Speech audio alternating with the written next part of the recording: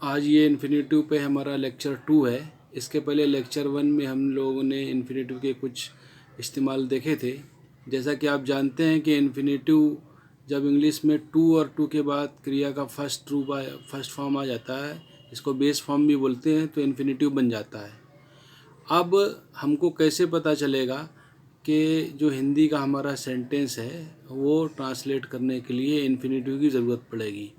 तो ये जो इन्फिनेटिव जब बनता है तो इस टू के ये कुछ मीनिंग होते हैं जो हिंदी में आते हैं। जैसे बहुत ज़्यादा इस्तेमाल होने वाला मीनिंग है ने या ने के लिए। इसी तरह से नेका, नेकी, नेके, नेमे, ने से, कर या करके, ये मीनिंग हमेशा हिंदी सेंटेंस में आते हैं, जिससे हमको पता चल जाता है कि ये सेंटेंस इन्फिनेटिव से ट्रांसलेट होगा। तो कुछ सेंटेंस मैंने यहाँ पे लिखे हुए हैं और एक ही सेंटेंस के ज़रिए बहुत सारे सेंटेंस बनाने की कोशिश की है, ताकि आपको समझ में आ जाए कि जब सेंटेंस चेंज होता है तो एक्चुअल कौन कौन सी चीज़ें इसमें चेंज होती है। जैसे हमारे पास ये सेंटेंस है पहला वाला, they come here to learn English. वे लोग यहाँ अंग्रेजी सीखने के लिए आते हैं। तो देखिए इन्फिनेटिव वाला पार्ट क्या है, टू लर्न इंग्लिश। इसका मतलब क्या हो रहा, टू लर्न इंग्लिश, अंग्रेजी सीखने के लिए, इससे मीनिंग आ रही है अंग्रेजी सीखने के लिए। तो इस सेंटेंस का मीनिंग है वे लोग यहाँ अंग्रेजी सीखने के लिए आते हैं। अब अगर इसमें चेंज करना है कि वे लोग यहाँ अंग्रेजी सीखने के लिए आते थे, तो देखिए पहला वाला जो हिस्सा है बस इसी में चेंज आएगा, ये पास्ट टेंस में चला जाएगा और पहला सेंटेंस बदल जाएगा, they came here to learn English.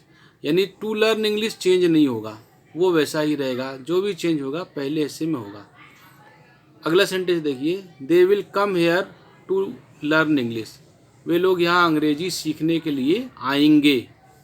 तो ये आपका हो गया, यहाँ भी चेंज फर्स्ट पार्ट में आया है। अगला देखिए, they should come here to learn English. उन लोगों को यहाँ अंग्रेजी सीखने के लिए आना चाहिए। अगर हमारा सेंटेंस होगा, they will have to come here to learn English. उन लोगों को यहाँ अंग्रेजी सीखने के लिए आना होगा या आना पड़ेगा। जब भी अंग्रेजी सेंटेंस में विल हैव टू आता है तो इससे ये बताते हैं कि सब्जेक्ट को कोई काम करना होगा या करना पड़ेगा। अब मान लीजिए हम बोलना चाहते हैं कि वे लोग यहाँ अंग्रेजी सीखने के लिए आ सकते हैं, तो पहले क्या बोलेंगे, वे लोग यहाँ आ सकते हैं, they can come here to learn English. To learn English वैसा ही रहेगा। वे लोग यहाँ अंग्रेजी सीखने के लिए आ सकते थे, तो आ सकते थे के लिए क्या बोलेंगे, वे लोग यहाँ आ सकते थे, they could come here to learn English. अब अगर हम बोलना चाह रहे हैं कि वे लोग यहाँ अंग्रेजी सीखने के लिए आना चाहते हैं, तो पहले क्या ट्रांसलेट होगा सेंटेंस, वे लोग यहाँ आना चाहते हैं। तो आप जानते हैं वांट टू इस्तेमाल होता है, तो हमारा सेंटेंस होगा, they want to come here to learn English. वे लोग यहाँ अंग्रेजी सीखने के लिए आना चाहते हैं। अगर इसको हम चेंज करें कि वे लोग यहाँ अंग्रेजी सीखने के लिए आना चाहते थे, तो ये सेंटेंस पहले हिस्से में ही चेंज आएगा। वे लोग यहाँ आना चाहते थे, they wanted to come here to learn English. To learn English वही रहेगा। अब देखिए यहाँ पर प्रेजेंट कंटिन्यूअस यूज़ हुआ है।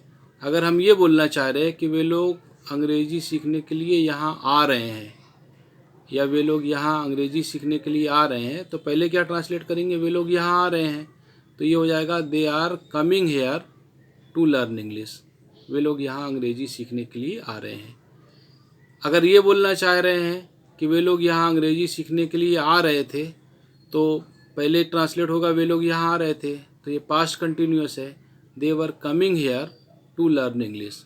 वे लोग यहाँ अंग्रेजी सीखने के लिए आ रहे थे।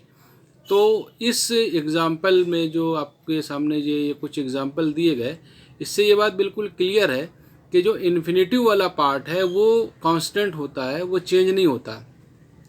जो पहला सेंटेंस हमारा होता है उसमें जो भी चेंज है, जो हम बोलना चाह रहे हैं उसके अकॉर्डिंग सेंटेंस चेंज होगा, और जो इन्फिनेटिव वाला पार्ट है वो चेंज नहीं होता है। तो आज के इस लेक्चर में यही बताने की आपको कोशिश की गई है कि किस तरह से जो है इन्फिनेटिव के ज़रिए हम बहुत सारे सेंटेंस जो है बना सकते हैं, और नेक्स्ट लेक्चर में इसके आगे के सेंटेंस आपको बताए जाएंगे। इन्फिनेटिव एक बड़ा टॉपिक है, तो इसमें कुछ लेक्चर और लगेंगे ताकि आपको अच्छी तरह से उसको समझाया जा सके।